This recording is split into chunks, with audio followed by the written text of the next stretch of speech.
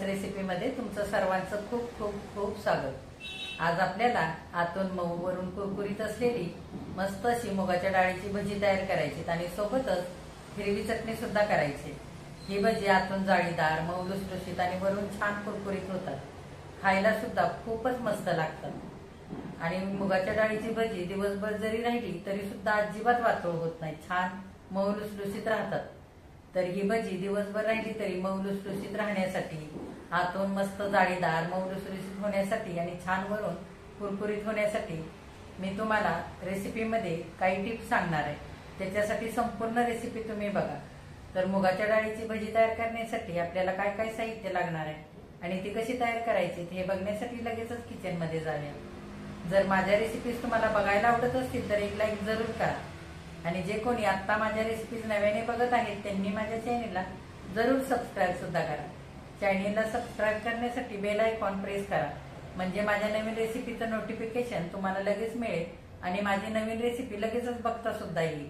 तर आता वेळ न घालवता आपण आपल्या रेसिपीला लगेचच सुरुवात करूया। आता आपल्याला आतून जाळीदार, मऊ लुसलुशीत आणि वरून छान अशी कुरकुरीत मूग डाळीची भजी तयार करायची आणि सोबतच हिरवी चटणी सुद्धा करायची। तर आपण साहित्य काय काय घेतले ते आधी बघूया। इथे मी ह्या वाटीने एक वाटी मोजून मुगाची डाळ 2-3 पाण्याने स्वच्छ धुवून भिजत ठेवली होती। ही डाळ मी 2 तास भिजवून घेतलेली।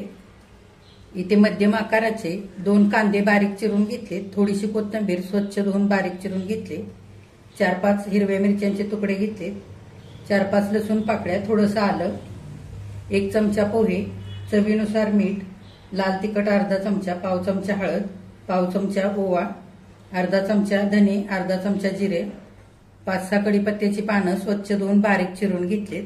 आणि चटणीसाठीचं साहित्य बघूया। इथे मी थोडीशी कोथिंबीर स्वच्छ धुवून बारीक चिरून घेतली, 4-5 हिरव्या मिरच्यांचे तुकडे घेतले, 4 चमचे खारी बुंदी घेतली, अर्ध लिंबू घेतलंय। इथे पुदिन्याची पावडर केलेली 1 चमचा घेतले, चमचाभर डाळवं घेतलंय, थोडंसं आलं घेतलंय आणि 5-6 लसूण पाकळ्या घेतलेल्या।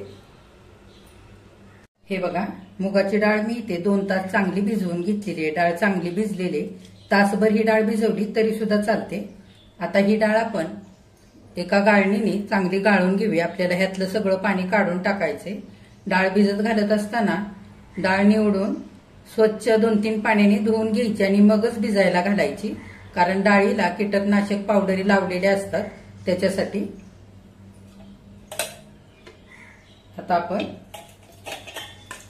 सगळी ही डाळ गाळणीने गाळून घेऊया। हे बघा, डाळ मी चाळणीवरती नितळण्याकरता ठेवलेली आहे। आता आपण 5 मिनिटं अशीच ही डाळ चाळणीवरती ठेवूया, म्हणजे सगळं पाणी ह्यातलं नितळून जाईल। पाणी चांगलं नितळून घ्यायचं डाळीतलं वाटायच्या आधी, म्हणजे काय होईल, मिश्रण आपलं पातळ सैलसर होणार नाही डाळ वाटताना, त्याच्यासाठी डाळीमध्ये अजिबात पाणी ठेवायचं नाही। आता मुगाची डाळ निथळते तोपर्यंत आपण धने, जिरे आणि ओवा खलबत्त्यामध्ये कुटून घेऊया।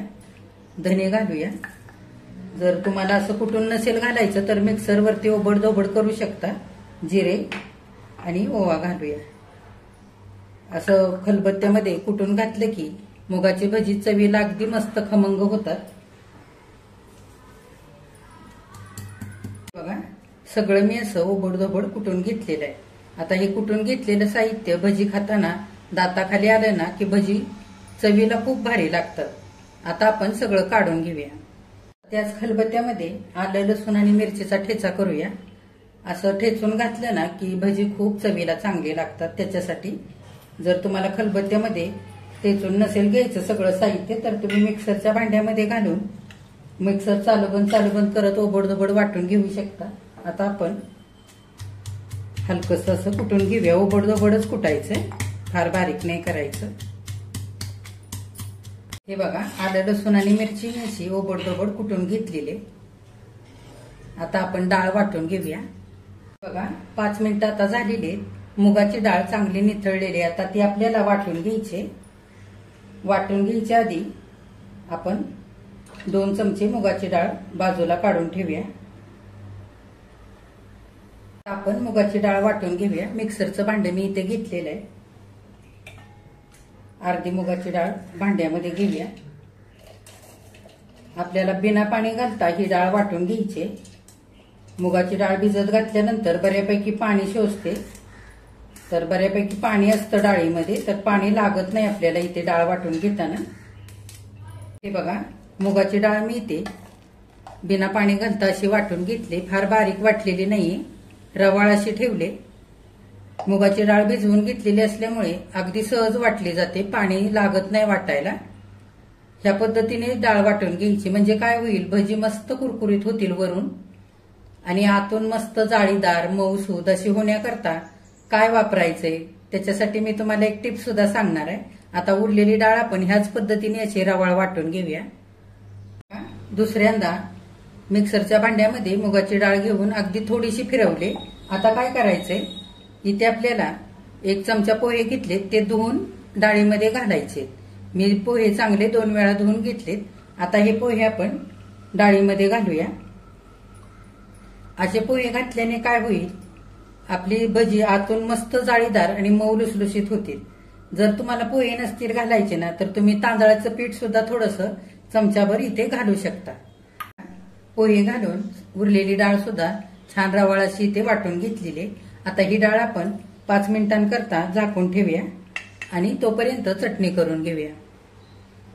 आता आपण पटकन चटणी करूया. तर मी तेच भांड इथे मिक्सरचं धुवून घेतलंय.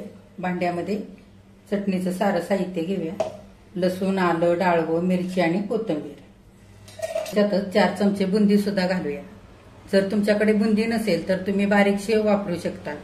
शेव किंवा बुंदी नसेल तर काय करायचं, ह्या जागी शेंगदाणे जरी घेतले ना 4 चमचे तरी सुद्धा चालेल. आता इथे मी करून ठेवलेली पुदिन्याची पावडर घेतली 1 चमचाभर. तुमच्याकडे ताजा पुदिना असला तर तुम्ही पुदिना घालू शकता. छान सुगंध येईल आणि चव येईल चटणीला. लिंबाचा रस घालूया. जर लिंबाचा रस नसेल घालायचा तर तुम्ही ह्या जागी 2 चमचे दही घालू शकता. आमचूर पावडर आंबटपणा करता घालू शकता. जर हलकीशी गोडसर चव पाहिजे असेल तर पाव चमचा साखर सुद्धा घालू शकता. आता हे थोडंसं पाणी घालून आपण छान असं वाटून घेऊया. थोडीशी चटणी सगळी फिरवून घेतली. मीठ राहिलं होतं, आपण मीठ घालूया चवीनुसार आणि थोडंसं पाणी घालून चांगली चटणी वाटून घेऊया. हे बघा, इथे मी हिरवी चटणी थोडंसं पाणी घालून सरसरीत अशी वाटून घेतली. फार घट्टही केली नाही, फार पातळही केलेली नाहीये. या चटणीला फोडणी नाही घालायची. ही चटणी भाज्यांसोबत खायला अशीच चांगली लागते.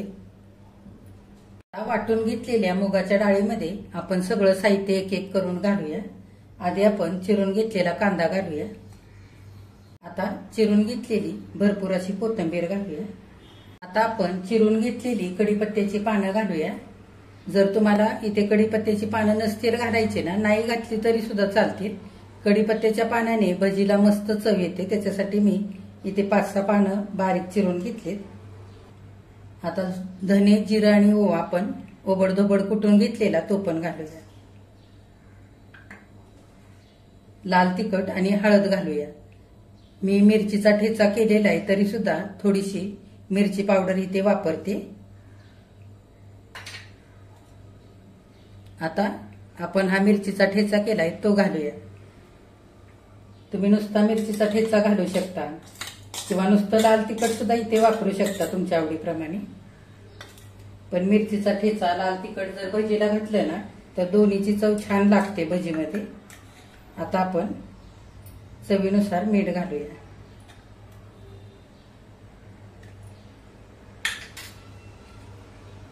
आणि ही 2 चमचे आपण मुगाची डाळ भिजलेली काढून ठेवली होती ती वरून घालूया. या डाळीमुळे भजी छान कुरकुरीत लागतात खायला.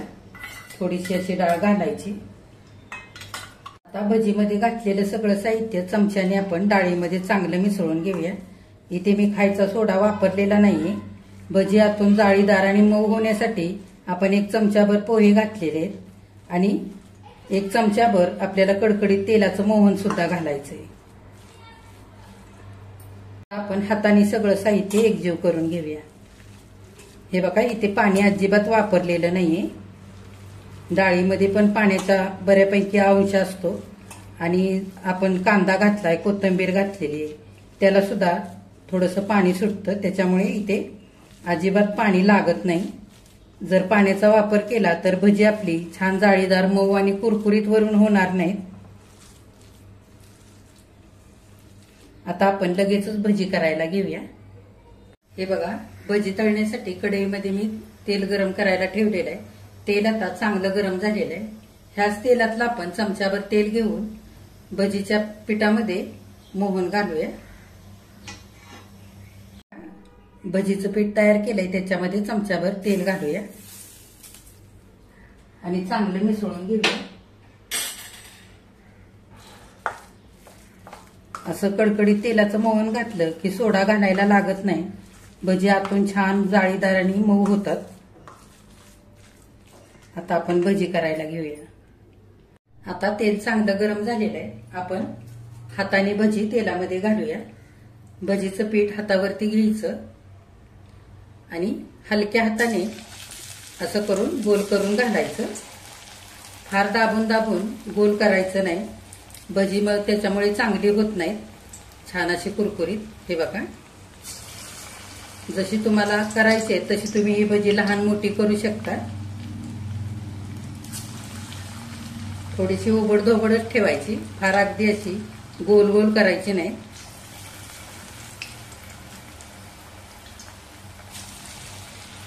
गॅस मध्यम करायचा आणि मिनिटभर भजी खालच्या साईडनी चांगली तळून द्यायची आणि नंतरच हलक्या हाताने उलटवून घ्यायची. हे बघा, छान सोनेरी रंगावरती खरपूस अशी तळून घ्यायची. फार फास्ट गॅसवरती पण तळायची नाहीत, नाहीतर भजी वरून करपतील आणि आतमध्ये तशीच कच्ची राहतील. हे बघा, मध्यम गॅसवरती 3-4 मिनिटं चांगली भजी मी तळून घेतलेली. मस्त सोनेरी रंगावरती तळलेले आहेत. काढून घेऊया.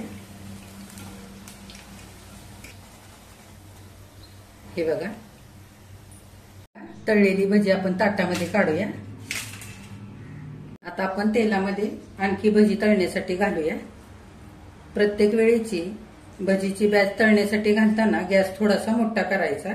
भजी घालेपर्यंतच करायचा मोठा आणि नंतर मध्यम करून भजी तळायची. हलक्या हाताने भजी घालून घेऊया.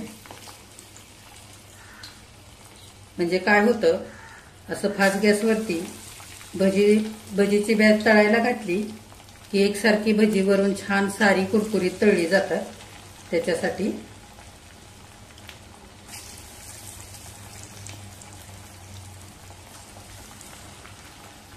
गॅस मध्यम करायचा आणि मिनिटभर एका बाजूने भजी चांगली तळू द्यायची. मिनिटभर झालेला आहे. आपण उलटवून घेऊया.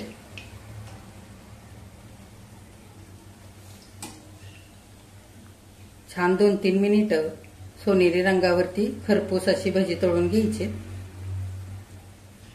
हे बघा, मध्यम गॅसवरती 3-4 मिनिटं चांगली भजी मी आता तळून घेतलेली. मस्त सोनेरी रंगावरती तळले. काढून घेऊया आणि उरलेली सगळी भजी आपण अशीच तळून घेऊया. आता भजी सगळी तळून झालीत. आपण त्याच तेलामध्ये मिरच्या सुद्धा तळूया. मिरच्या तळण्यासाठी मी थोड्याशा मध्ये चीर देऊन घेतलेले. चीर देऊन घ्यायची मिरचीला, म्हणजे मिरची तळताना अंगावरती उडत नाही.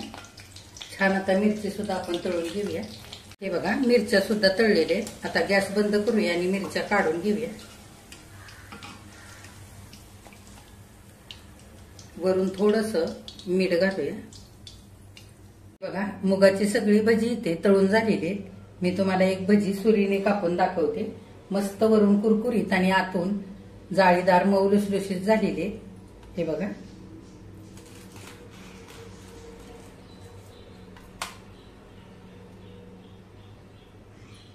अगदी मस्त झालेली. एक भजी मी हाताने सुद्धा तुम्हाला तोडून दाखवते. हे बघा, मस्त वरून कुरकुरीत झालेत आणि आतून छान जाळीदार मऊ लुसलुशीत अशी झालेली. बघा, पिवळ्या मुगाच्या डाळीची आतून मऊ जाळीदार आणि वरून कुरकुरीत असलेली भजी सगळी तळून तयार झालेली आहेत खाण्यासाठी. सोबतच आपण मिरच्या सुद्धा तळलेल्या आहेत आणि इथे हिरवी चटणी सुद्धा केलेली आहे. भजी किती छान झाली आहेत बघा, चवीला सुद्धा खूप छान झालेली आहेत. ही भजी करताना आपण बिना सालीची मुगाची डाळ वापरून इथे भजी केलेली आहे. जर तुम्हाला सालीची डाळ वापरून ही भजी करायची असतील ना तर ह्याच पद्धतीने तुम्ही साल असलेल्या डाळीची भजी सुद्धा करू शकता, किंवा अर्धी साल असलेली मुगाची डाळ आणि अर्धी बिना सालीची मुगाची डाळ तुम्ही वापरून ही भजी करू शकता।